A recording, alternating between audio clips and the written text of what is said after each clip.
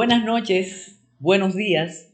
Cada momento, cada entrega de Metrópolis, cuando nos encontramos con ustedes, cuando nos encontramos con el equipo y evaluamos la semana, siempre tenemos que decir que hay una especie de competencia en lo referente a los acontecimientos de cada semana que concluye y de cada semana que va a comenzar, porque la verdad que no solo por la pandemia, sino por todos los acontecimientos en la región, todos los acontecimientos en el país, políticos, sociales, sanitarios, una semana compite con la otra y la verdad que no sabemos quién ganará esta competencia. Esta guerra de nervios, me decía un especialista en la salud, que los colectivos también sienten los acontecimientos, así como las personas podemos sentir angustia, temor, el ataque de pánico tan ya es recurrente. Cuando son estos acontecimientos que tienen implicaciones generales,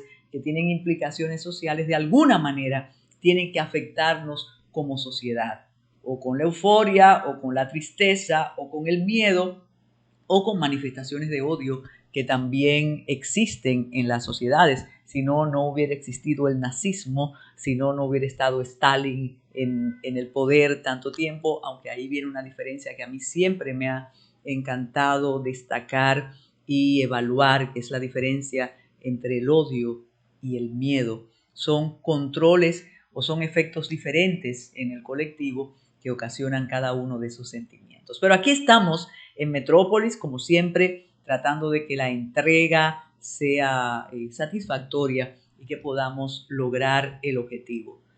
Como siempre, Tayana Mora Ramis y su Ready para Exportar nos pueden escribir, pueden acceder a nuestros canales de YouTube tanto Next, que tiene Ready para Exportar, y así mantenemos contacto con ustedes, siempre agradeciendo la comunicación y la colaboración de todo el equipo del Canal 47, de todo el equipo de Metrópolis y de todos los productores de AME que en esta época de alguna manera nos hemos manifestado apoyo, respaldo, solidaridad, porque se viven momentos difíciles. Esos momentos difíciles se suponen que ahora, con las nuevas medidas que el toque de queda prácticamente va a desaparecer ya, ahora es hasta las 11 de la noche, los muchachos están aquí muy contentos. Esto va a permitir una apertura, una manera de compartir para compartir con menos tensión, pero eso somos nosotros como ciudadanos comunes, como ciudadanas interesadas en ir tratando de restablecer contactos, rutina laboral distinta a la que hemos tenido durante este año y 6 meses, 7 meses. Pero queremos ser voceras de la preocupación del sector médico dominicano. Esto no quiere decir, y sobre todo atención a los más jóvenes, esto no quiere decir que nos vamos a descuidar, que vamos a dejar de vacunarnos, que no vamos a usar mascarillas y que no vamos a cuidar el distanciamiento, los lugares cerrados. Yo no sé, y lo digo cada semana, cuando repetimos esto, uno se siente como que ya ustedes se pusieron de pie y no nos van a escuchar, pero es pertinente decirlo, repetirlo. Necesitamos completar el proceso de vacunación para intentar tener la inmunidad o la inmunización colectiva, lo que se llama inmunidad de rebaño. Necesitamos hacerlo. Fíjense que en otros países se ha logrado, aunque en esos otros países también, después del descuido, después de la alegría de alguna manera, de esa forma de sentirnos mejores porque vamos a volver a los lugares de trabajo, a los lugares donde se educan los hijos, los nietos, a los lugares de recreo, sin dudas. Han vuelto y el rebrote es una realidad. De modo que celebremos que ya el toque de queda comienza a las 11 de la noche que se puede consumir. Ahí me pregunta Smerlin Rosario, siempre preocupado por esas cosas. Sí, se puede consumir ya en los lugares bebidas alcohólicas. Antes no se podía. Tenemos 2 horas para libre tránsito, pero por favor, no descuidemos la vacunación, no descuidemos el uso de la mascarilla, por lo menos nosotros, porque oí aquí temprano en el canal que en otros países ya no se usa mascarilla. Es verdad, pero aquí nosotros tenemos que usarla todavía. Así que celebremos, reitero, la flexibilización del toque de queda, sobre todo ante una petición de sectores que se han manifestado muy preocupados y que posiblemente iban a llegar a la quiebra o llegaron a la quiebra, pero cuidémonos de no excedernos para no tener que lamentar. Cuando decía que cada semana se supera en acontecimientos, sin lugar a dudas, 2 acontecimientos internacionales están en primer lugar de los acontecimientos. Desde la semana pasada, lo que ocurrió en Haití, y desde esta semana, la situación en Cuba. Cuba nos duele como generación, nos duele como ciudadanas del mundo, nos duele por el compromiso y la ilusión con la utopía que tuvimos, pero ya se impone la racionalidad, cuidando naturalmente y siempre la libre determinación de los pueblos, cuidando eso que en distintos foros, con distintos participantes aquí, algunos dicen que ya es un concepto que no existe, que es la soberanía, pero sí sabemos la situación de Cuba, sí sabemos lo que al parecer no puede prolongarse de la misma manera. Pero vamos a continuar con algo que hace unos meses, cuando presentamos aquí, dijimos que esa composición, esa música, ese género, ese texto estaba diciendo algo que no podía dejar indiferente a la sociedad cubana, pero que no podía dejar indiferente sobre todo a las autoridades cubanas. Nos estamos refiriendo a Patria y Vida. A partir de la difusión de esa canción, de ese grito, las cosas comenzaron o continuaron cambiando fuera y dentro de Cuba. Nos pareció una de las opciones artísticas más atrevidas, más sinceras y más reales. Y a partir de su difusión, que fue noticia y por eso la tratamos aquí, porque en un día logró millones de vistas. Entonces, a partir de ahí, algo comenzó ya a no detenerse en Cuba, hasta concluir eso exacto, hasta continuar con una manifestación en las calles de las ciudades cubanas. ¿Qué piden? ¿Qué pide la población? Libertad. Después pide comida, después pide medicina, pero sobre todo libertad. Y conturba, emociona y tienes una mezcla de sentimientos cuando escuchas a esos jóvenes hablar de dictadura. Y digo que conturba, y ojalá haber estado con don Pedro Ramón aquí, que será un invitado especial, claro, a través de Zoom, pero y con otras generaciones de cubanos residentes aquí que aman su país, que aman la revolución incluso, aquella revolución. Ojalá compartir con ellos viva voce, porque escuchar a esos jóvenes pedir libertad en Cuba realmente estremece. Escucharlos hablar de dictadura realmente estremece. El proyecto 1959, convertido en un reclamo de derechos, en un reclamo de libertad, en un reclamo para que no se maltrate a la población, para evitar encarcelamientos, violencias, muertes, golpes, abusos, nos parece de verdad un sinsentido y significa un estremecimiento ideológico, generacional muy fuerte.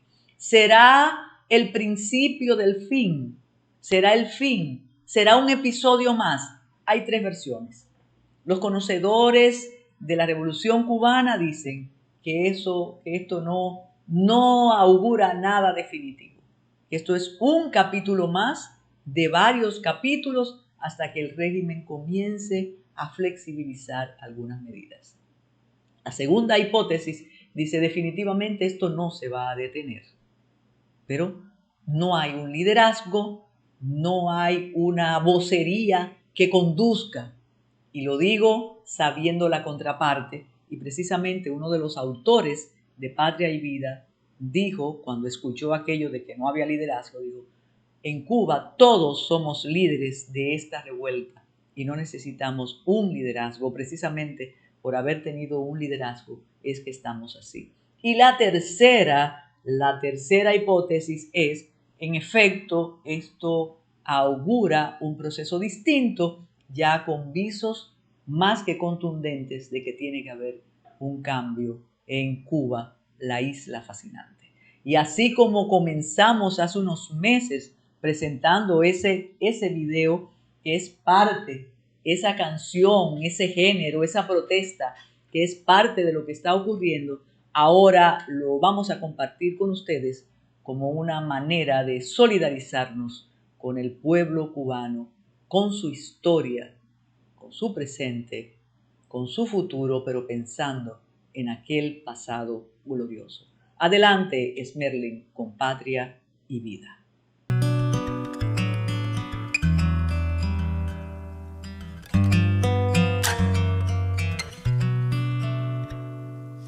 Y eres tú mi canto de sirena, porque con tu voz se van mis penas.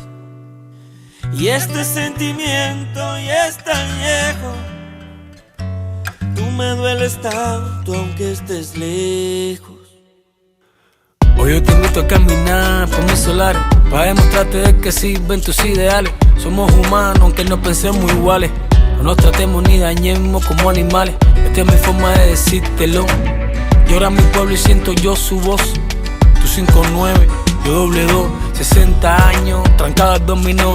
Bombo y platillo a los 500 de La Habana, mientras en casa las cazuelas ya no tienen jama. Que celebramos si la gente anda deprisa, cambiando Che Guevara, llama al tipo la divisa. Todo ha cambiado, ya no es lo mismo.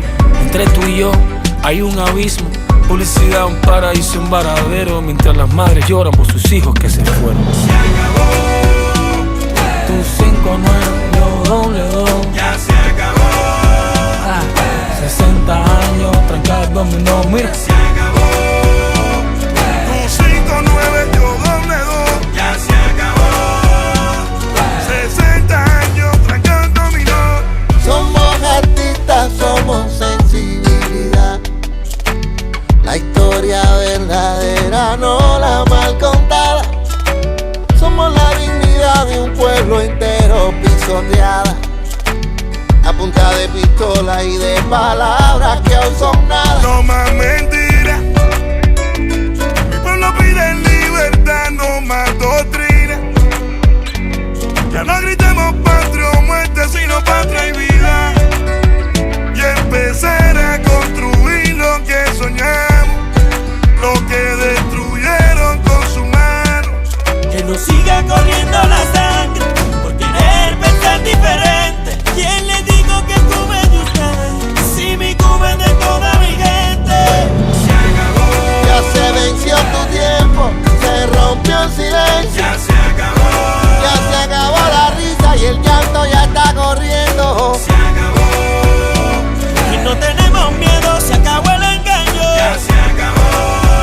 Ay, es un 62 haciendo daño. Aquí vivimos con la incertidumbre del pasado plantado, 15 amigos puestos, listos pa' morirnos, izamos la bandera todavía, la represión del régimen al día. Anameli Ramos firme con su poesía, Omar Arrigustiola dándonos aliento de vida. Rompieron nuestra puerta, violaron nuestro templo y el mundo está consciente de que el movimiento San Isidro continúa seguimos puesto. en la misma, la seguridad metiendo prisma. Esas cosas a mí como me indignan. Se acabó el enigma de esa tu revolución maligna. Soy Funky Style, aquí tienen mi firma. Y ustedes están sobrando, ya no les queda nada, ya se van bajando. El pueblo se cansó de estar aguantando. Un nuevo amanecer estamos esperando. Se acabó, Tu 5-9, yo doble 2. ya se acabó, 60 años, tranca el dominó, mira. se acabó. Tu 5-9, yo doble 2, ya se acabó. 60 años trancando dominó.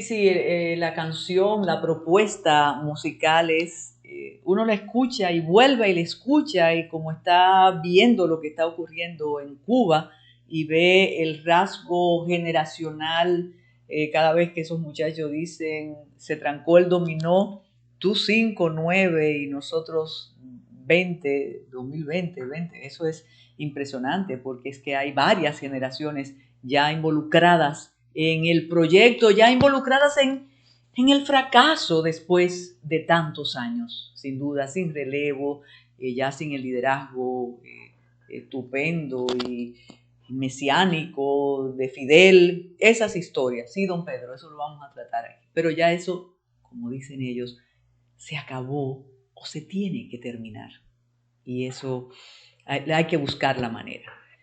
Bueno, y el 7 de julio yo pienso que la comunidad internacional se despertó sorprendida, aterida, asustada ante un hecho que hacía mucho que no ocurría en la región, con unos ribetes de crueldad, de venganza, de determinación brutal que, sobre todo para nosotros los vecinos, fue algo demoledor. Nos estamos refiriendo al asesinato del presidente de Haití el 7 de julio. Cuando se supo en la República Dominicana, por la mañana, comenzaron las hipótesis. Fíjense que digo asesinato, el magnicidio, pero es que no fue un atentado, no fue en la calle, aquello fue premeditado y fue en su domicilio, en su habitación. Atacaron a su esposa, iban a atacar a sus hijos, pero la hija, el hijo no estaba, pero la hija logró guarecerse y se salvó, tal como explicábamos exacto la semana pasada. ¿Cuál es el enfoque ahora, una semana después? El enfoque es el siguiente. El enfoque es que a partir de ese asesinato, de la incertidumbre y la sorpresa porque ¿qué pasó con la seguridad del presidente? ¿Por qué no hubo una respuesta a la agresión? ¿Por qué la seguridad no respondió los disparos? ¿Por qué no actuó como siempre se presume? Y para eso está preparado el equipo de seguridad de un primer mandatario. Bueno, todas esas dudas, esas hipótesis comenzaron a llenar los tabloides del mundo entero, las redes. Y oh sorpresa, muy rápido supimos que había una participación de un comando colombiano, unos sicarios contratados. Todavía no. ¿Por quién? No sabíamos. Y que estos colombianos fueron perseguidos de inmediato y que del grupo fueron matando a muchos. Lo que decíamos era cómo están matando a los que pueden decirle a las autoridades haitianas quién les ordenó la muerte, o si era la muerte o no la muerte, quién mandó, quién pagó por este hecho. Bueno, más o menos se expusieron algunos detalles muy confusos, contratados por alguien y que ellos llegaron. Se manejó durante 48 horas una hipótesis estupenda que decían que ellos habían sido contratados por el presidente de la República para su seguridad. Luego, en el audio, en el momento del asesinato, se oye que dice, somos de la DEA. Entonces ahí vino un filón de especulación diciendo, pero es que el presidente Moïse estaba involucrado en asuntos no santos y demás. La semana pasada también mencionábamos que no tuvo dolientes, que no hubo una ciudadanía lanzada a la calle o a las calles a llorar su presidente, pero lo atribuíamos a la estupefacción, a la impresión de un hecho tan horroroso. Siguieron las hipótesis rodando y de repente notamos un cuerpo policial absolutamente profesional y diestro en Haití que actúa con una técnica estupenda para investigar, detectar, interrogar, cotejar indicios. Y descubrimos también el resultado inmediato de la necropsia. Ahí, cuando se sabe el resultado de la necropsia, vienen otras hipótesis al tablero, porque el cadáver tenía o tiene rastros y huellas de violencia, desde el cráneo roto hasta un ojo sacado, hasta varios huesos rotos. Entonces, ¿por qué? Pasamos la página, otras 48 horas, y entonces viene una hipótesis, una cuarta hipótesis, que dice, es que iban a secuestrar al presidente. No era matarlo. Recuerdo un hecho aquí hace muchos años, que el objetivo era secuestrar a la persona y no matarla, pero entre nervios y dudas y reacción de la víctima, finalmente el secuestro abocó en muerte, en asesinato. Entonces se dijo que no, que era para secuestrarlo, pero se pasaron. Siguen las hipótesis y nos sorprendió el miércoles que, como hay tantos colombianos involucrados, que algunos han dicho, no, nosotros nos contrataron precisamente para cuidarlo, y otros dicen, no, a nosotros nos contrataron para hacer servicio de seguridad a algunos empresarios. No podemos dejar de mencionar lo que decíamos la semana pasada, que fue la cita de lo dicho por el presidente hoy muerto, asesinado, cuando él le dijo al periódico El País que grupos oligárquicos querían eliminarlo. Hay otro detalle que me lo apuntan, claro, no podía faltar, y es que aparece un haitiano en Florida, supuestamente médico, que es el autor. Ese es uno de los autores, porque hay varias hipótesis. Pero reitero, el miércoles sorprende de último minuto una información de la cadena Caracol colombiana cambiando 360 grados todo lo que hemos dicho durante estos 7 minutos. Hemos hablado de DEA, hemos hablado de conspiración, hemos hablado de secuestro, hemos hablado de que se pasó la mano, de todo, pero la cadena Caracol construye otra hipótesis, construye otro escenario que yo sé que la mayoría de ustedes ya lo saben, porque eso se hizo viral, pero queremos reproducirlo sin adelantarnos, queremos reproducirlo para que ustedes vean qué dijo la cadena Caracol, qué armó la cadena Caracol en relación con el asesinato de Mois. Como no vamos a comentar después que pase de la reproducción de las imágenes del vídeo con la noticia de Caracol, luego las autoridades haitianas, que ahora están muy prestas, ahora están muy activas, ahora están muy profesionales, después que aquí decimos que Haití es un estado fallido, que no tiene instituciones, pero están dando respuestas inmediatas. Entonces, las autoridades haitianas desmintieron esa quinta hipótesis divulgada al mundo por la cadena Caracol, que es realmente grave. Así que vamos con la cadena Caracol y su explicación del asesinato del presidente de Haití. Adelante, estudio. Muy buenas noches. Después de una exhaustiva investigación con fuentes en Colombia, Estados Unidos, Panamá, República Dominicana y Haití, la unidad investigativa de Noticias Caracol logró armar el rompecabezas del crimen del presidente haitiano Jovenel Moïse. Uno de los hallazgos más explosivos tiene que ver con este hombre, el que ustedes ven aquí en la pantalla, el actual primer ministro de Haití, Claude Joseph, quien según los indicios de las autoridades de Haití y del FBI de Estados Unidos, sería el autor intelectual del magnicidio. Me acompaña Ricardo Calderón, editor de la unidad investigativa de Noticias Caracol. Ricardo, muy buenas noches. ¿Y cómo se llega a una conclusión tan grave?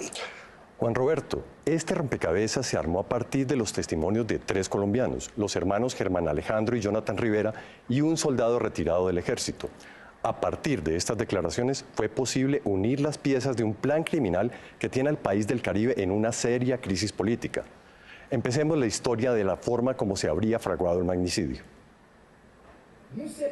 El magnicidio de Jovenel Moïse comenzó a planearse en noviembre de 2020 en este edificio, la sede de CTU Security en Miami.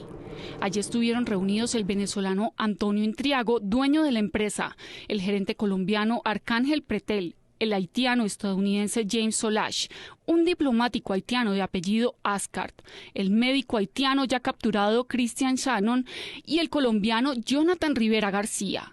Los participantes del encuentro en Miami planearon desde ese momento secuestrar al presidente Moïse para tomarse el poder y dejar como presidente a Claude Joseph, actual primer ministro de Haití.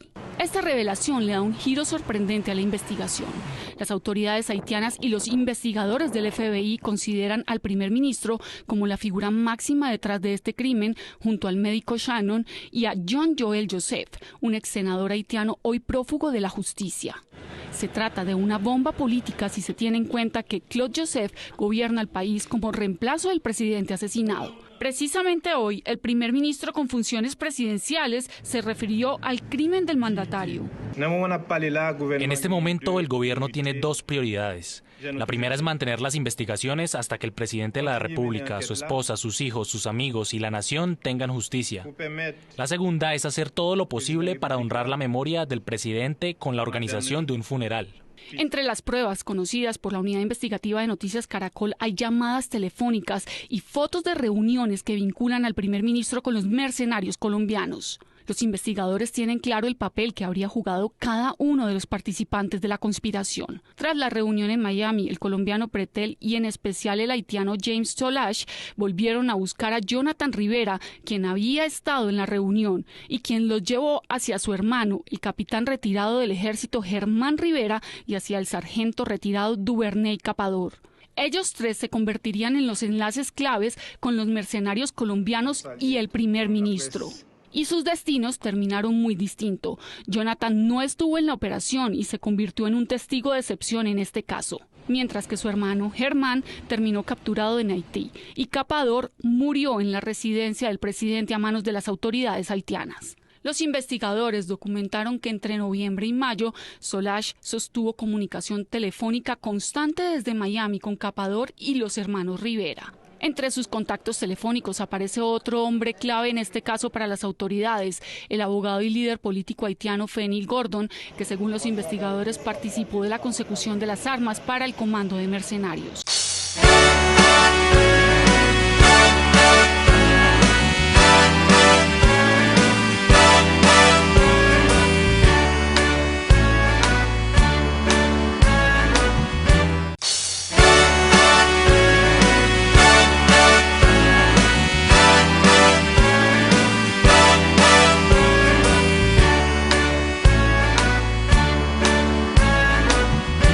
Bien, y llegó el momento de la evaluación de los aspirantes a ocupar un lugar en el Tribunal Superior Electoral.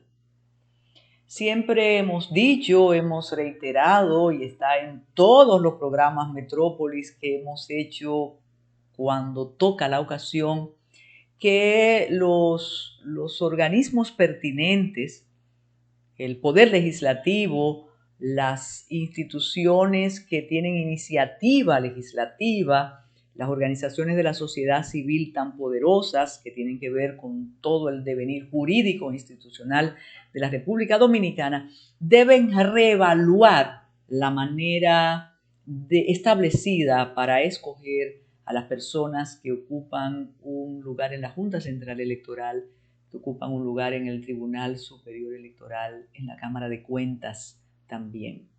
En los otros espacios hay carreras, como en el Ministerio Público, por eso muchas personas dicen, pero que ahí están los mismos porque hay una carrera que te valida ahí, igual que en el Poder Judicial. Claro, ya para las suplencias y todo, la misma carrera te dice, el mismo Consejo del Poder Judicial, del Ministerio Público, esos son otros 500 que no vamos a evaluar ahora. Pero cuando tú expones a un ciudadano aspirante a ocupar un lugar, tú expones sus propias deficiencias ante el país, no es nada agradable ni se fortalece la institucionalidad dominicana haciendo esas exposiciones y con respuestas o con preguntas o con lo que yo he convertido en una marca propia. Tantas maestrías y tantos doctorados para personas ágrafas que no son capaces de organizar ideas, de hablar con sintaxis, de manifestar el pensamiento que tienen y aspiran a posiciones muy importantes, sin negar la igualdad de oportunidades que debe existir en toda democracia. Entonces tú ves esas personas expuestas al escrutinio del Poder Nacional, porque el Consejo Nacional de la Magistratura está compuesto nada más y nada menos que por el presidente de la República, por el presidente del Senado, por el presidente de la Cámara de Diputados, por la Procuradora General de la República, por el presidente de la Suprema Corte de Justicia. Ahí están los poderes nacionales.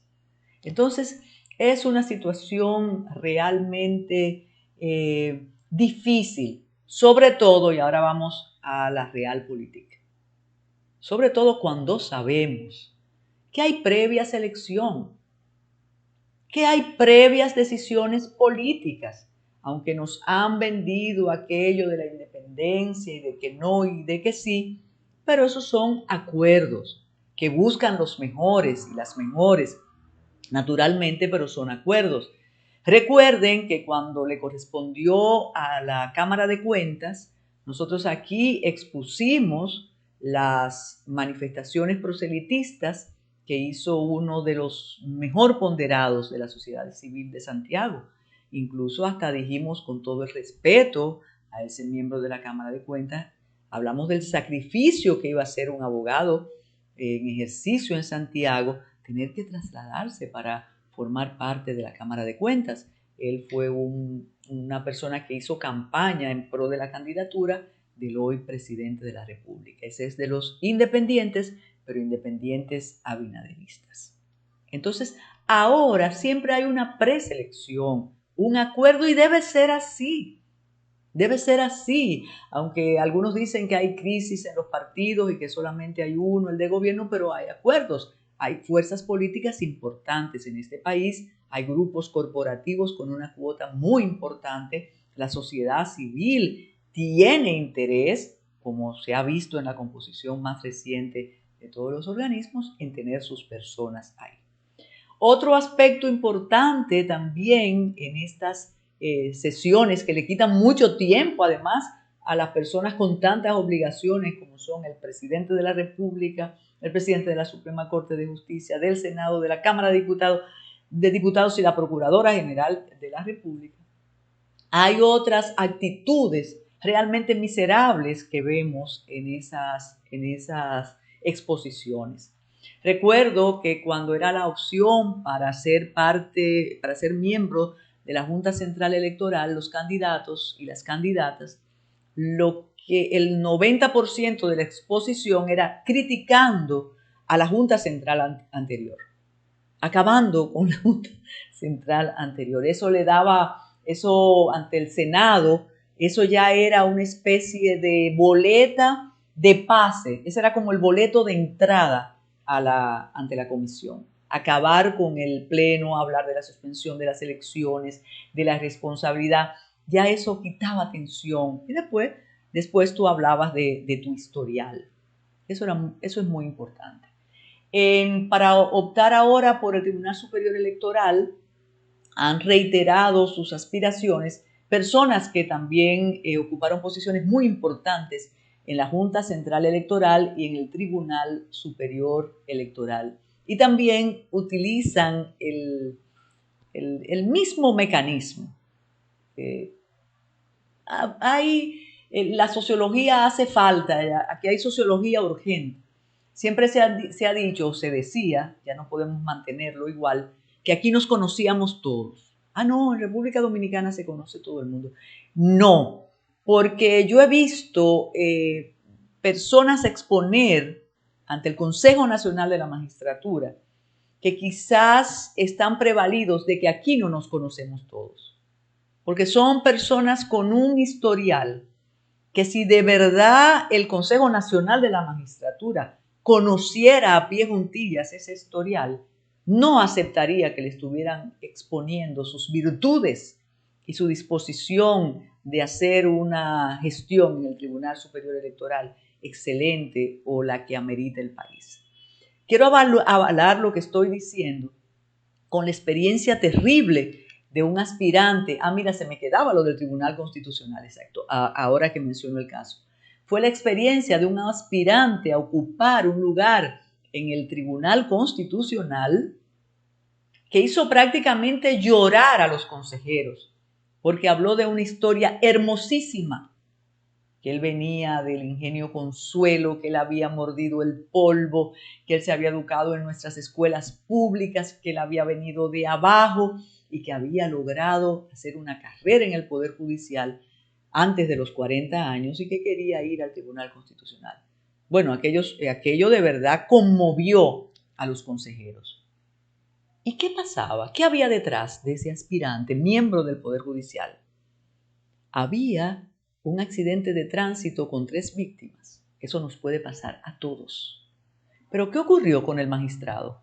Que él dejó a los 3 muertos en el camino, trató de ocultar la evidencia, comprometiendo a ME, a fiscales, a jueces, encubrió todo, fue a un taller de mecánica para que le hicieran el ensalmo al vehículo, pero a él lo vieron y a él lo denunciaron, pero él tuvo el tupé de presentarse ante el poder de la República y hablar de su historia y a conmoverlos. Y como digo, parece que no nos conocemos todos porque él optó. Pero había algo más. También había una querella por acoso a un estudiante que, por desgracia, estaba embarazada entonces.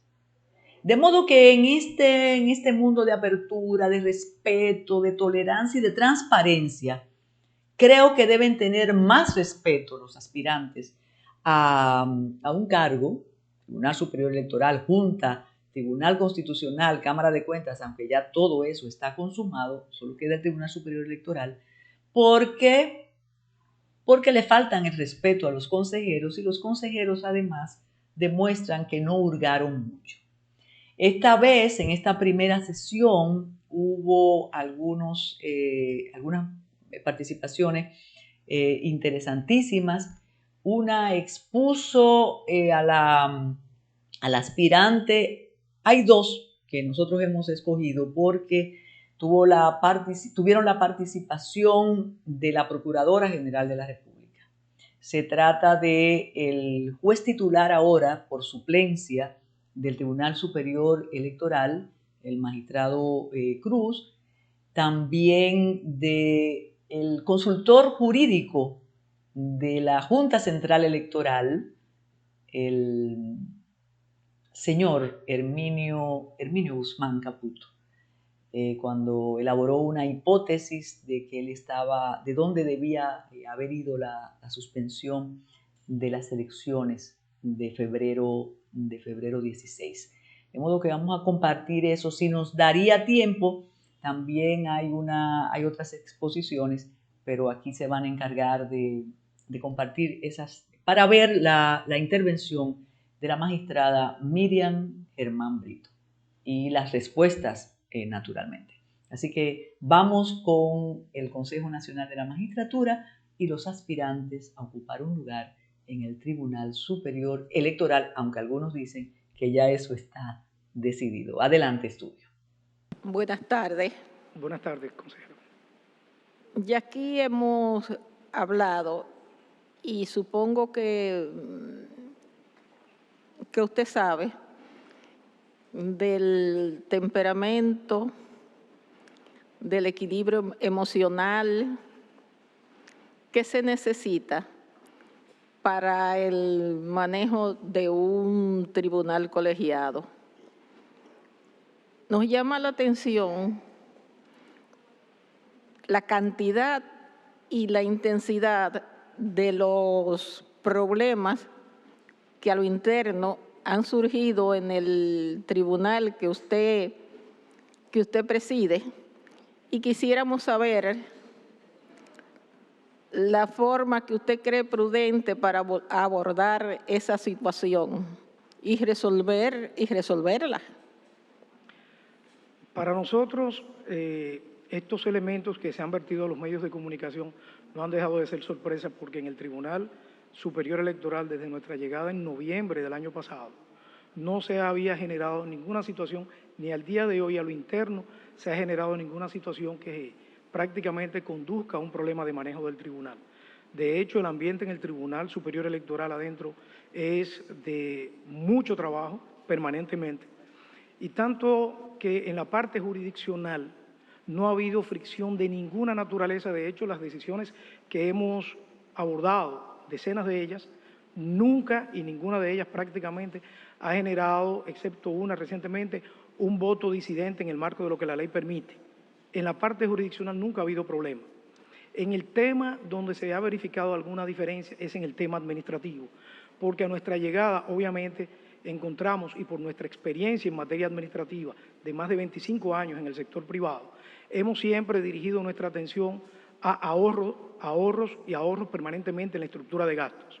Y asumimos esa actitud en el Tribunal Superior Electoral, hasta el punto que cuando se había dicho en el mes de noviembre que el tribunal no tendría ni tan siquiera dinero porque tenía un déficit de 100 millones de pesos antes de nosotros llegar, días antes, y que no habría ni tan siquiera dinero para pagar el bono navideño. Bueno, le puedo decir que nosotros pagamos el bono navideño con los recursos del tribunal en el mes de diciembre. Al día de hoy nunca se ha dejado de pagar los días 20, y al día de hoy tenemos un ahorro de nada más de 50 millones de pesos en la cuenta del tribunal. Todo esto, claro, ha implicado tomar una serie de decisiones en relación a una serie de gastos que en el tribunal se incurría, y que nosotros entendemos desde una óptica administrativa que debían ser abordados con un sentido mucho más frugal. Eso tiene que ver con viajes al exterior, eso tiene que ver con gastos corrientes del tribunal, papelería, donde hemos hecho un ahorro significativo en material gastable, con simples mejoras que se han introducido y de reciclaje de documentos que han permitido hacer un ahorro en el tribunal, contando hoy con recursos para poder abordar otras necesidades.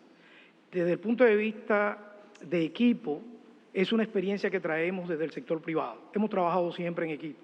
De hecho, el personal recibió por primera vez invitaciones para tener reuniones con cierta frecuencia con todo el personal, lo que hicimos desde nuestra llegada. De tal manera que explicamos nuestro estilo de trabajo y hemos estado recibiendo la respuesta desde el punto de vista institucional adecuada. Hemos eliminado todo lo concerniente a las actas de rectificación del Estado Civil que venían pendientes desde el 2019 y al día de hoy estamos al día y hemos trabajado el 85% de todo el 21. Y eso solamente se logra con un trabajo de equipo. Según usted me dice, parece como si esa fuera una situación que existiera solo en los medios. Y a mí me da la impresión de que no es así. Y en caso de que fuera nada más en los medios, creo que la institución, usted como cabeza, debió haber hecho la aclaración pertinente. Magistrada, hicimos la aclaración en una rueda de prensa que dimos y precisamente en algunas informaciones que se vertieron a los medios, hicimos las aclaraciones puntuales con documentos en la mano. Desde el punto de vista interno, se nos hizo de alguna manera algún nivel de oposición y de resistencia a nuestra llegada por asuntos tal vez de aspiraciones internas que a nosotros en ese momento no nos correspondía de gastarnos en eso. Había un trabajo institucional que hacer, que hemos hecho, y luego las aspiraciones personales, individuales que pueda tener cualquier otra persona dentro del tribunal son cuestiones que nosotros respetamos mientras no se, se sobrepongan a los límites naturales que debe permitir la institución. Pero no existen diferencias, abismales dentro del tribunal que no hayan podido ser superadas. Me siento como si estuviera en un ambiente surrealista. Gracias. Siempre, magistrada.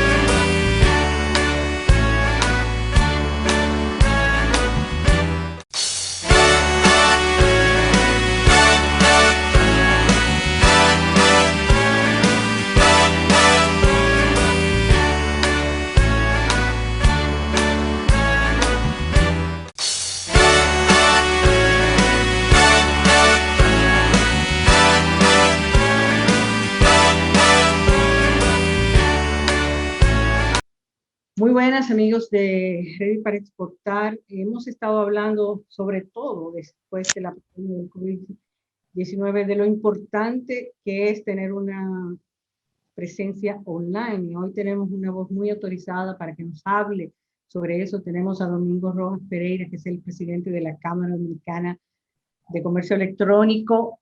Bienvenidos a Ready para Exportar.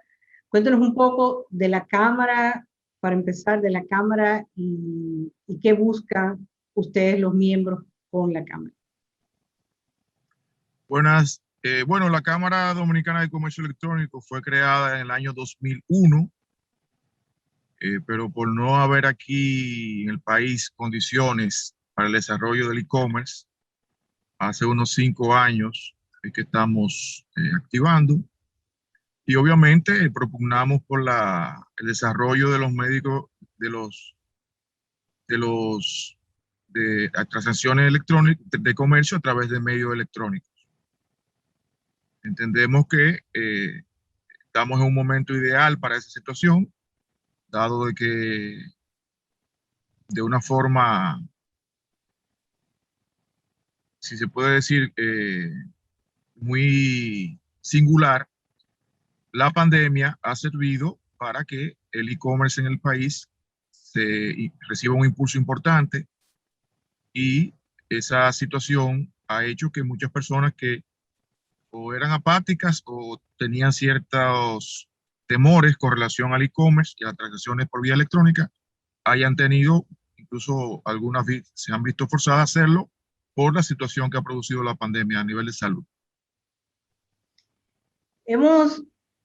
Precisamente por la pandemia hemos adelantado personas que no estaban online, empresas que no estaban online, están online, estamos ofreciendo soluciones, pero todavía tenemos muchos retos, no solamente para que la gente adapte la tecnología, sino también en términos de pagos, de facilidades de pago, de facilidades logísticas. ¿Cuáles son esos retos que usted ve para que logremos tener un comercio electrónico más ágil?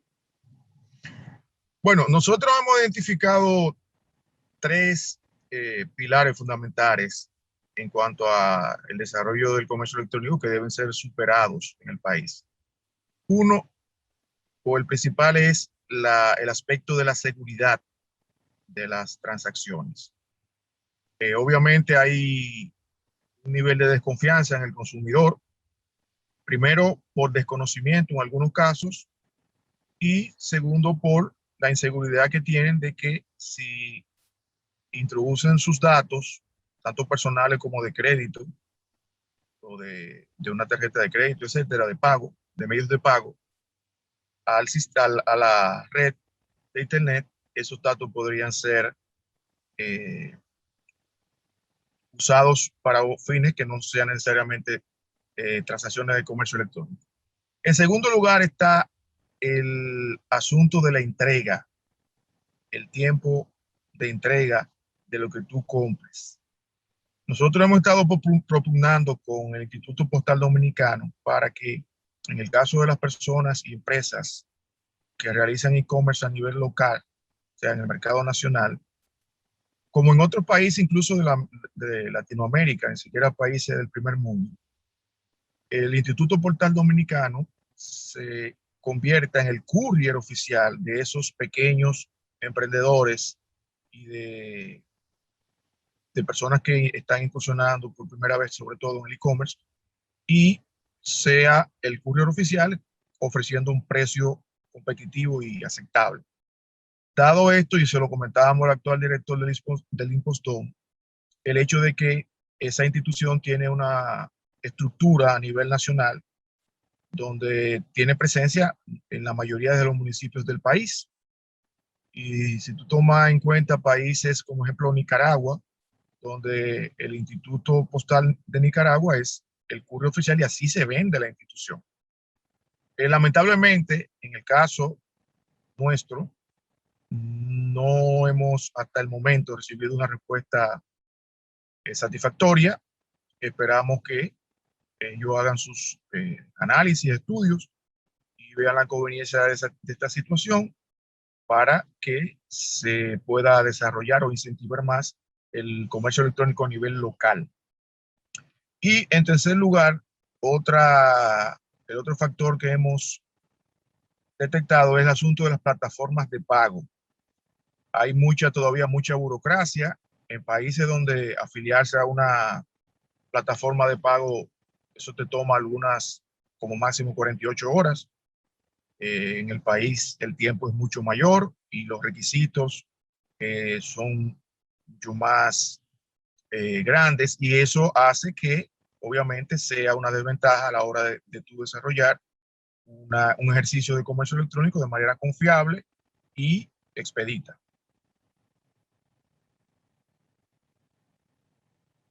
Paradójicamente, la gente, por un lado, como tú dices, el tema de la seguridad y de que haya posibles fraudes es un tema, pero a la vez la gente hace negocio mandando transferencias, o sea, con diferentes formas que son tal vez menos seguras, en el sentido de que tú lo mandas a una cuenta exactamente, no necesariamente queda un registro confiable electrónico, que tal vez a través de una plataforma queda más, o sea, rastreable tal vez. Claro, eso es cierto. Eso es cierto, pero hay que vencer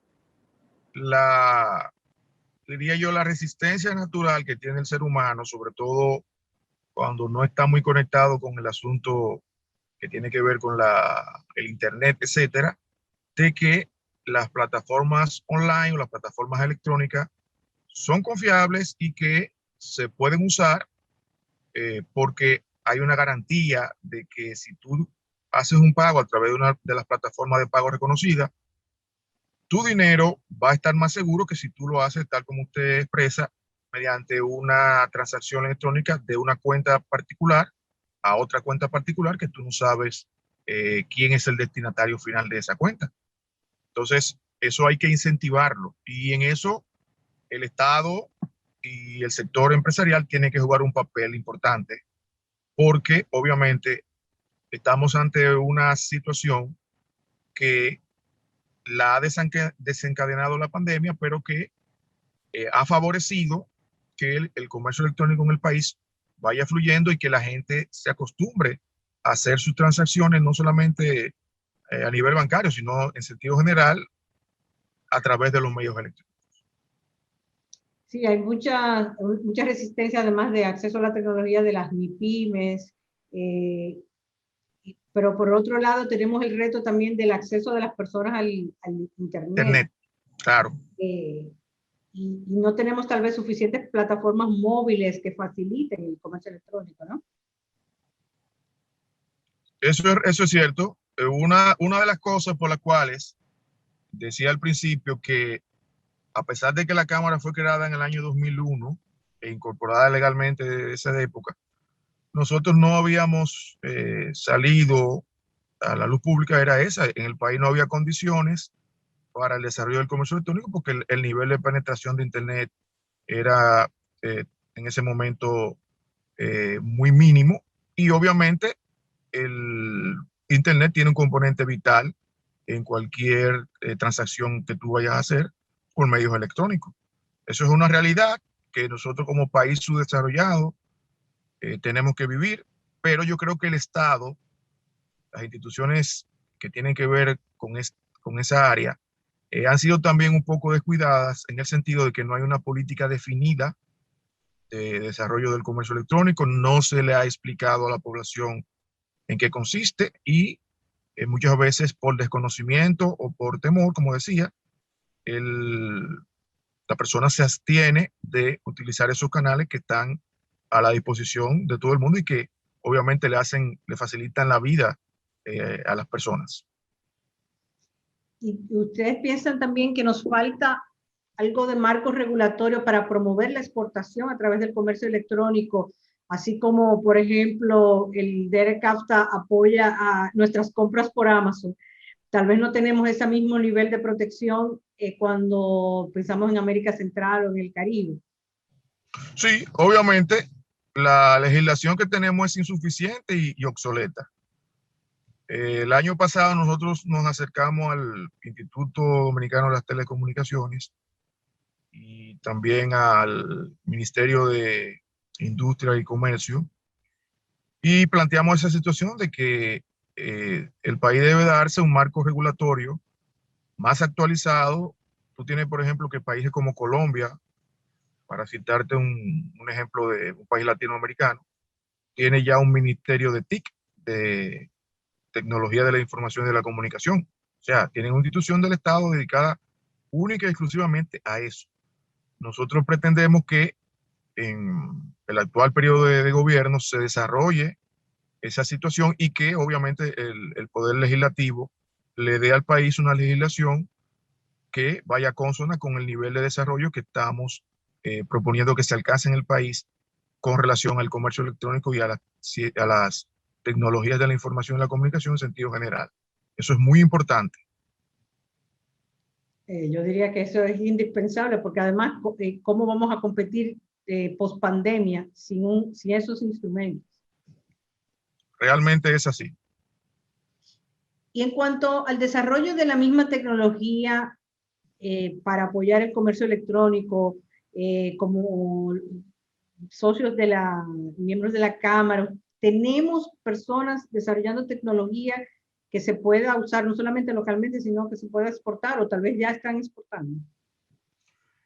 De manera muy tímida, porque obviamente nosotros como país no tenemos ni siquiera un fondo para financiar ese tipo de proyectos para emprendedores. Nosotros hicimos un ejercicio el año pasado y nos acercamos tanto al Indotel como a Promipyme, proponiéndole que se creara una iniciativa de un fondo de unos, en principio, 100 millones de pesos para dedicarlo a apoyar ese tipo de iniciativas de emprendedores en el área de las startups, del comercio electrónico, etcétera. Y lamentablemente las instituciones a las cuales nos hemos dirigido no han respondido a nuestra solicitud. Aquí lamentablemente se tiene una visión muy reducida de lo que es el comercio electrónico y entiendo que el Estado debe ser el mayor propiciador del desarrollo de esa área porque es un área que tiene una capacidad muy grande de generar empleos, y empleos formales y empleos directos también, pero si no hay una disponibilidad de financiamiento, es muy difícil que un emprendedor, yéndose al sector privado, al sector bancario tradicional para conseguir financiamiento, pueda desarrollar con los costos que tiene actualmente el dinero para esos fines, proyectos que serían interesantes y que le podrían generar al país incluso divisas, si son bienes exportables lo que se producen. Ojalá que ya sería en el presupuesto del año próximo, tanto el Ministerio de Industria, Comercio y MIPYMES como instituciones como ProMIPYME creen ese fondo para el desarrollo de ese tipo de proyectos, sobre todo dedicados a medianas y pequeñas empresas. Sí, tiene que ser parte integral de toda estrategia de toda una política del Estado. Claro que sí. De toda una política del Estado. Estamos completamente de acuerdo. Lamentablemente, Domingo Rojas Pereira, se nos acaba el tiempo, pero qué bueno que llamemos la atención sobre la necesidad de que en este proceso de tantas estrategias y políticas públicas nos falta esa para poder apoyar a nuestra gente en la creación de empleo y además de formalizar, porque una vez uno está electrónicamente en una plataforma, ya está, necesita formalizarse. Esa es una de las grandes ventajas que tiene el comercio electrónico, que es prácticamente en esta época imposible tú operar una mediana o una pequeña empresa a nivel de comercio electrónico y no entrar al sistema formal del Estado. Tú no puedes operar desde la informalidad porque tan pronto tú haces una transacción vía internet, tú quedas automáticamente registrado. Entonces el Estado dominicano, al parecer, no ha tomado conciencia de la importancia que tendría eso para fines de generación de empleo, para fines incluso de cobro de impuestos, en los casos que sea aplicable, y también para el desarrollo de una serie de áreas que el país, en el área tecnológica sobre todo, está muy rezagado. No solamente con relación a las grandes potencias, con relación a países que tienen el mismo nivel de desarrollo de nosotros. Bueno, pues perfecto. Muchísimas gracias, Domingo Rojas Pereira, de la Cámara Dominicana de Comercio Electrónico. Y a ustedes muchísimas gracias por su sintonía. Los esperamos la próxima semana en Ready para Exportar y en Metrópolis.